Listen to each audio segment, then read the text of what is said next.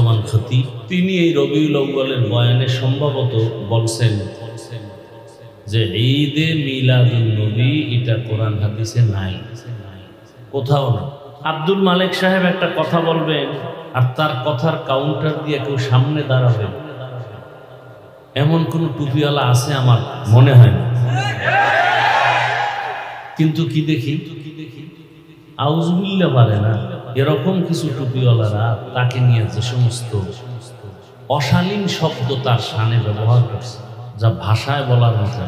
একজনে চ্যালেঞ্জ দিয়ে দিচ্ছে, হাজারো লাখো আলেম, মুফতি, মুহাদ্দিস, মুফাসসির, এদের ওস্তাদ। ভালো করে কথাগুলো খেয়াল রাখবেন। বাংলাদেশে যদি সর্বোচ্চ লেভেলে 2-3 জন আলেম থাকেন, এর মধ্যে আব্দুল মালিক দামাত বারাকাতুহু একজন। দেখছেননি তার চলাফেরার হালাত কতটা নরমাল। সে চায় সবসময় পর্দার আড়ালে গোপন থাকতে, আর আমরা চাই ছবি মিডিয়ার মাধ্যমে ওপেন হইতে, ভাইরাল হইতে। এই আমার ছবি তুলো, আমার বয়ান ভাইরাল করো, আমাকে একটু ভালো করে প্রচার করায় দাও। তো নিজের থেকে যদি কেউ প্রচার করতে চায়, পরিচয় দিয়ে উপরে উঠতে চায়, পারে না, এবং উঠলেও থাকে না।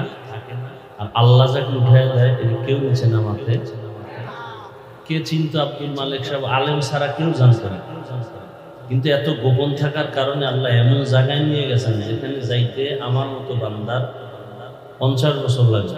আল্লাহ কোথায় টান দিয়ে নিয়ে নিয়েছেন? ক্যানভাসারের চ্যালেঞ্জ দিতেছি, টিকিট লাগে না।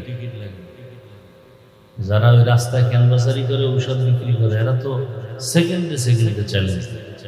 আবার উম্মতের মনের সন্দেহ দূর করার জন্য, ফিতনা কমানোর জন্য হযরতুল আল্লাহ মুশতাকুন নবী দামাত বারাকাতুহুম তিনি চ্যালেঞ্জ গ্রহণও করেছেন।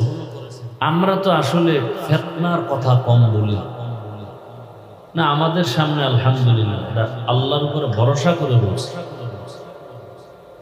কোন বাতেল দাঁড়ায় 2 কথা বলবে কোরআন হাদিস থেকে, সাহস নেই, আসবে পরে সাহসী হবে না।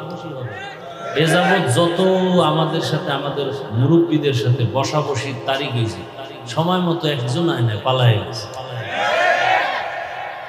কিন্তু এর দ্বারা ফায়দা হয় না উম্মতের, বরং বাতেল সে আরো কঠোর বাতেল হয়। এ ঠগলেও কয় আমি জিততে গেছি। তো এই বেলাজার সাথে কে তর্কে জড়াবে?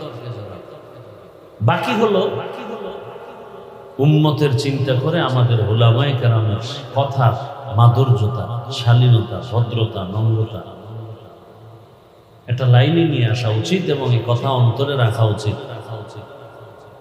আগে বয়ান করতাম, উঠেই টান মারতাম একটা